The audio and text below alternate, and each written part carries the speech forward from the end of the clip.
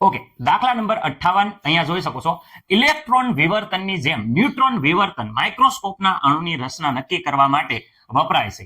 Okay, સમજી ગયા. જો અહીંયા ઉપયોગમાં લેવાયેલ તરંગ લંબાઈ કેટલા છે 800 પિકોમીટર હોય તો ન્યુટ્રોન સાથે સંકળાયેલો વેગ ગણો. વિદ્યાર્થી મિત્રો, આપણે અહીંયા ન્યુટ્રોન સાથે સંકળાયેલો વેગ ગણવાનો છે, પરંતુ એ પેલા માસ ઓફ ન્યુટ્રોન. વિદ્યાર્થી મિત્રો, ન્યુટ્રોનનું દળ તમને ખબર હોવી પડે. હું તમને કહી દઉં છું, નો યાદ હોય તો ખાસ બધા દળ યાદ રાખી દીજો.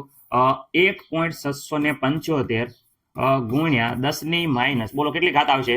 રેડી વિદ્યાર્થી મિત્રો, કેટલી આવશે? 27 કિલોગ્રામ.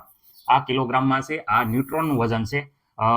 કોનું વજન છે તો ખાસ યાદ રાખજો, આ છે ન્યુટ્રોન નું વજન. આ ભૂલવાનું નથી વિદ્યાર્થી મિત્રો. ઓકે, હવે ખાસ યાદ રાખજો. બાકી બધી તરંગ લંબાઈ અહીંયા ઓલરેડી આપી છે, તો આપણે અહીંયા વેગ ગણવાનો છે. તો ચલો, તરંગ લંબાઈનું સૂત્ર તો બધાને ખબર છે, h/p બરાબર અહીંયા જોઈ શકો છો, h/p = તો mb. v ને કરતા બનાવો તો v = આ તરંગ લંબાઈ નીચે આવે h/m લેમ્બડા. ઓકે, તરંગ લંબાઈ આપી છે. હા, અહીંયા આપી છે તરંગ લંબાઈ, અહીંયા આપી છે વિદ્યાર્થી મિત્રો. પણ તરંગ લંબાઈની વાત કરે તો તરંગ લંબાઈ આપી છે 800 pm.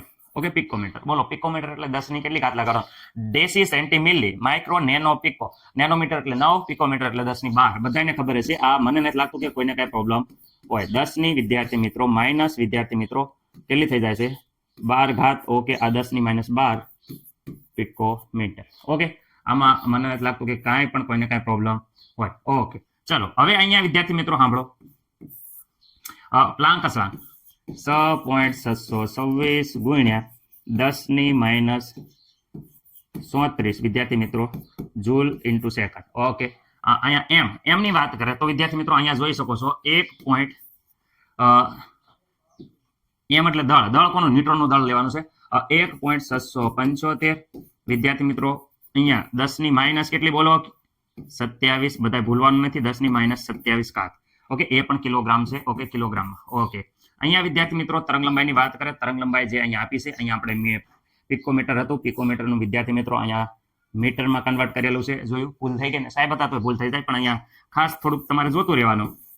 તમને તો ખબર જ હશે કે અહીંયા 12 ઘાત લખી છે, તો હવે મીટરમાં કન્વર્ટ થઈ જતું. ઓકે, હાલો રેડી. થોડુંક ઘણા બધા રેફરન્સ બુકમાં પણ ભૂલ હોય છે, મારે પણ ભૂલ થઈ જાય છે, પણ તમને થોડુંક ધ્યાન રાખજો તો ખબર છે કે સાહેબે ભૂલ કરી, ત્યારે કોમેન્ટ મારી દેજો. શરમાવાની જરૂર નથી. રેડી? ઓકે, કારણ કે મનુષ્ય માત્ર ભૂલના પાત્ર. હું આગલા દાખલામાં એ સુધારી નાખીશ. રેડી? એટલે ડાયરેક્ટ કોમેન્ટ જ મારી દેવાની, સાહેબ તમે અહીંયા ગપ્પા મારોમાં. રેડી? ઓકે, અહીંયા વેગની વાત કરે તો વિદ્યાર્થી મિત્રો અહીંયા જોઈ શકો છો સાદુરૂપ આપીએ છીએ તો આપણે ચલો અહીંયા 6.626 ભાગ્યા 1.675 ભાગ્યા 800. ઓકે, અહીંયા તો આવે છે 0.004945. જો અહીંયા આવે છે 0.004945. જરાક જોઈ લેજો તમારી રીતે. ઓકે, 10 ની ઘાતની વાત કરે તો ઘાત જરાક અહીંયા ધ્યાનથી રાખો. ઓકે, ચલો ધ્યાન રાખીએ. અહીંયા 10 ની -34. ઓકે, ઉપર 27 માઇનસ છે, ઉપર જાય પ્લસ થશે 27. 12 માઇનસ છે, ઉપર જશે તો વિદ્યાર્થી મિત્રો પ્લસ થઈ જશે. ઓકે, આ બેનો સરવાળો કરી આમાંથી બાદ કરશું તો વિદ્યાર્થી મિત્રો અહીંયા 10 ની ઘાત આવશે 5 ઘાત. રેડી? 10 ની કેટલી ઘાત આવશે? 5 ઘાત. જરાક જોઈ જોજો તમે. રેડી? ઓકે, હવે વિદ્યાર્થી મિત્રો અહીંયા ખાસ કરીને વિદ્યાર્થી મિત્રો અહીંયા આ 5 ઘાત છે, અહીંયા આપણે જોઈ લઈએ. ચલો, આ 5 ઘાત છે, અહીંયા જો 1 2 3 4 અને વિદ્યાર્થી મિત્રો 5. આ આંકડા પછી પોઈન્ટ મૂકીને પોઈન્ટ આપણે કાઢી નાખીએ તો વિદ્યાર્થી મિત્રો 494.5. રેડી? વેગ વિદ્યાર્થી મિત્રો મીટર પ્રતિ સેકન્ડ કરી દઈએ તો પણ આપણને કાંઈ પ્રોબ્લેમ નથી. ઓકે, આ પ્રમાણે વિદ્યાર્થી મિત્રો આપણો જવાબ આવી જાય છે. જરાક જોઈ લેજો. કઈ મિસ્ટેક હોય તો વિદ્યાર્થી મિત્રો ખાસ તમે જણાવવા નમ્ર વિનંતી છે. રેડી?